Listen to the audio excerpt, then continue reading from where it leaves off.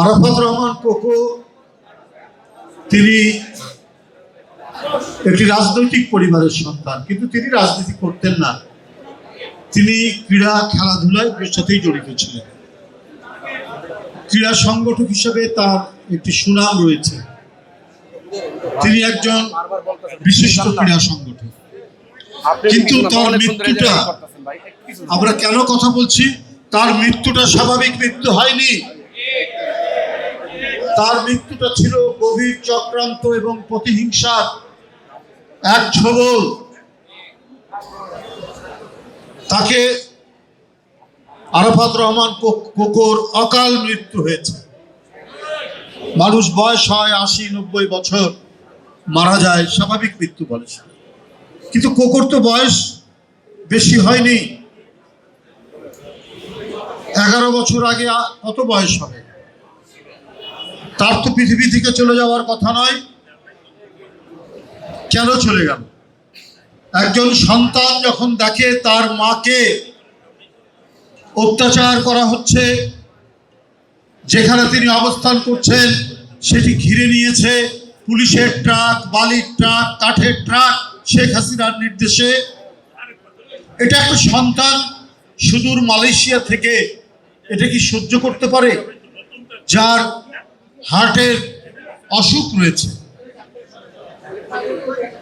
সেই ছেলে তো এটা ধারণ করতে পারেনি, সহ্য করতে পারেনি। গোলমরিচের স্প্রে করা হচ্ছে, ছিটানো হচ্ছে।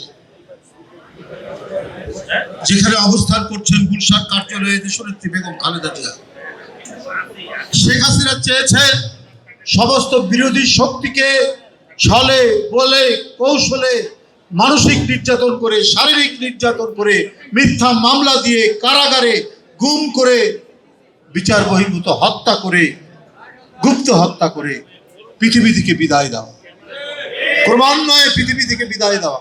তিনি তাই করেছেন ১৭টা বছর। তার ভয়ঙ্কর নিপীড়নে এই ঢাকা মহানগরের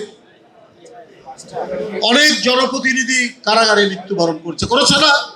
এই যে কায়ুম সাহেব, আমাদের এই এলাকা কাফরুল, এই এলাকার কমিশনার কায়ুমের মৃত্যু হয়েছে কারাগারে, আরো অনেকের মৃত্যু হয়েছে কারাগারে। সবচেয়ে বড় ব্যাপার, ছাত্র দলের সভাপতি, লালবাগের এমপি, তাকে বিনা চিকিৎসায় রাজশাহীর কারাগারে পরিকল্পিতভাবে হত্যা করেছে শেখ হাসিনা।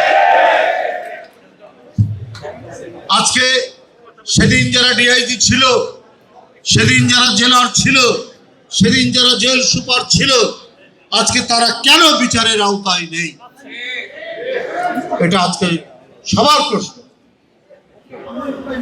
এই প্রশ্ন সবাই করছে। আমরা আশা রাখি, বিশ্বাস করি সরকার দ্রুত এই হত্যাকাণ্ডের বিচার করবে, আইনের আওতায় নিয়ে আসবে সেই সমস্ত কর্মকর্তা। এখন অনেকে গা ঢাকা দিয়ে রাতারাতি বিএনপি সাজার চেষ্টা করছেন, অনেকে করে নিজেদের সুবিধা আদায় করার চেষ্টা করছে। তারেক রহমানের সরকার ন্যায় নিষ্ঠার উপর দাঁড়ানো সরকার।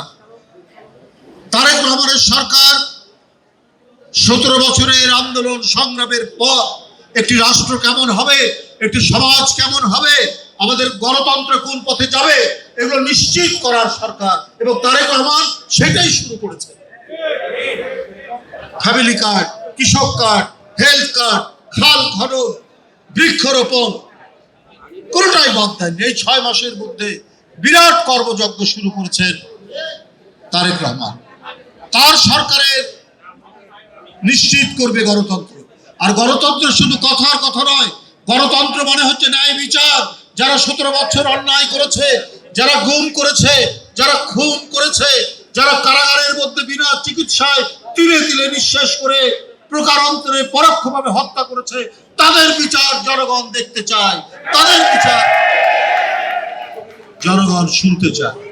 দেশনেত্রী বেগম খালেদা জিয়া, সেও তো কারাগারে বিনা চিকিৎসায়, উনি যাতে তিলে তিলে মৃত্যুর দিকে ঢলে পড়ে, এই কারণে একটা ভাঙা জর্জর ভগ্ন স্তূপ, যেখানে আপনার কি বলে যে মাকড়সার জাল, চামচিকা, ইঁদুর, এদের বসবাস।